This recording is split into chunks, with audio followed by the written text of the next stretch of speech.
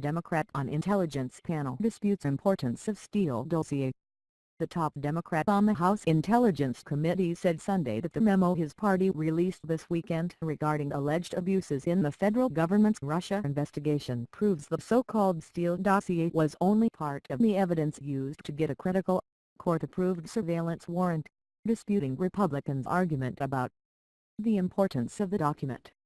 The memo released Saturday is essentially a rebuttal to the one by Republicans on the GOP-controlled committee that argues the FBI and Justice Department relied on the loosely vetted dossier to get the warrant on one-time Trump campaign advisor Carter Page from the Foreign Intelligence Surveillance Court. The application to warrant Carter Page was not based on the Steele dossier, Connecticut Representative Jim Himes, the second-ranking Democrat on the committee, told Fox News Sunday.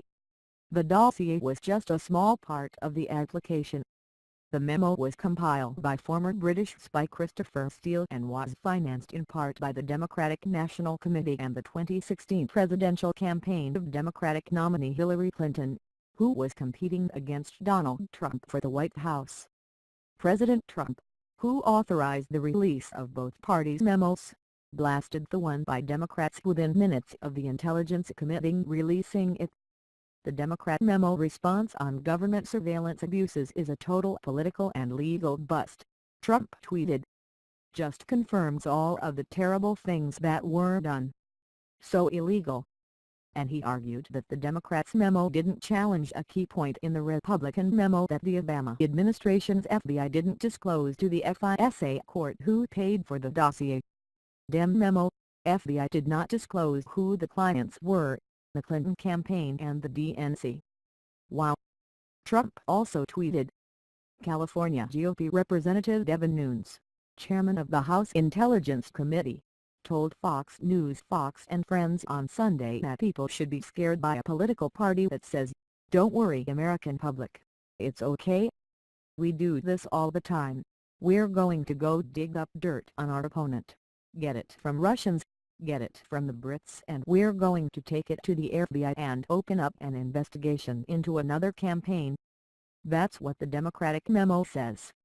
He also urged the FBI and Justice Department to assure Americans that they would never use political dirt like this again to go to the FISA court.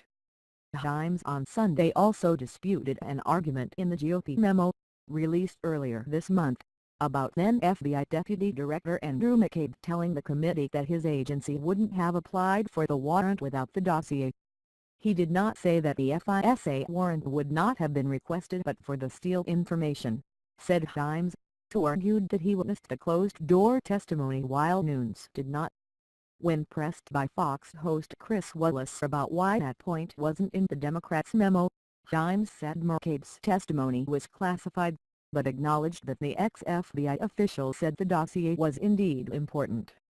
The congressman also argued that Steele was unaware of who was paying for the opposition research, also known as the anti-Trump dossier, that he was compiling. The Democratic rebuttal said, in fact, DOJ and the FBI would have been remiss in their duty to protect the country had they not sought the FISA warrant and repeated renewals to conduct temporary surveillance of Carter Page, someone the FBI assessed to be an agent of the Russian government. The memo also stated the Page surveillance warrant produced intelligence deemed reliable and sufficient to justify renewals every 90 days, after Republicans questioned in their memo why the FISA court continuously renewed the warrant.